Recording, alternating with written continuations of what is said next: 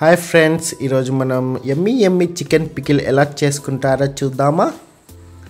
కావాల్సిన పదార్థాలు లవంగాలు, ఇలాచి, దాల్చిన చెక్క ఇలాంటి మసాలాలన్నీ కొంచెం హాట్ చేసుకున్న ప్యాన్లో స్టిల్ ఫ్రై చేస్తే సరిపోతుందని దానిలోనే మనం ధనియాలు, జీలకర్ర, మెంతులు తగిన పాలల్లో తీసుకొని అలా కొంచెం ఫ్రై అయ్యాక వాటిని చల్లబరిచి మిక్సీలో వేసి అలా మన చికెన్ పికిల్ కావాల్సిన మసాలా రెడీ చేసుకోవాలి. ఆ చల్లలోపు మనం బోన్లెస్ చికెన్ని తెచ్చుకొని ఒక 2-3 సార్లు వాష్ చేసుకొని ఇలా ఆయిల్లో ఫ్రైగా క్రిస్పీగా అయ్యే వరకు ఫ్రై చేసుకోవాలి. మరీ క్రిస్పీగా చేయగానే, ఎందుకంటే క్రిస్పీ అయితే గట్టిగా అయిపోతుంది పికిల్. ఇలా ఫ్రై చేసిన వాటిలో అల్లం వెల్లిగడ్డ పేస్ట్ వేసుకొని పచ్చి వాసన వేయే వరకు ఆ చికెన్ పీసెస్కి పట్టుకునేలాగా ఫ్రై చేసుకోండి.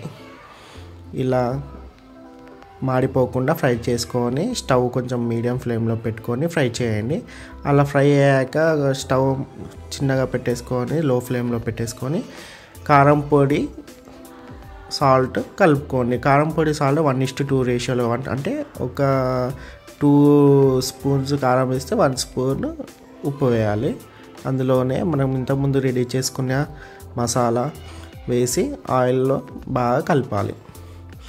ఇలా బాగా కలుపుకుంటే మనకి ఆ కారం, ఉప్పు, మసాలా అనేది చికెన్ పీసెస్కి బాగా పట్టుకుంటుంది.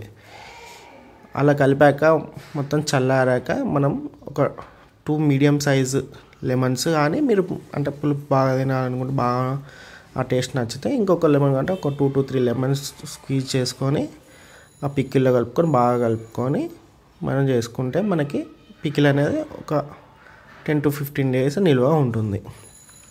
సో చికెన్ పికిల్ స్పైసీ కావాలనుకునే వాళ్ళు కొంచెం కారం ఎక్కువ వేసుకోండి. మనకి ఎంతో ఎమ్మి చికెన్ పికిల్ రెడీ అండి. ఇది ఒక 10 to 15 days ఉంటుందండి. ఇంకా ఫ్రీజర్లో పెట్టుకుంటే ఇంకా ఎక్కువ రోజు కూడా వస్తుంది. సో మీరు కూడా ట్రై చేసి ఎలా ఉందో కామెంట్లో మెన్షన్ చేయండి. Please subscribe our channel.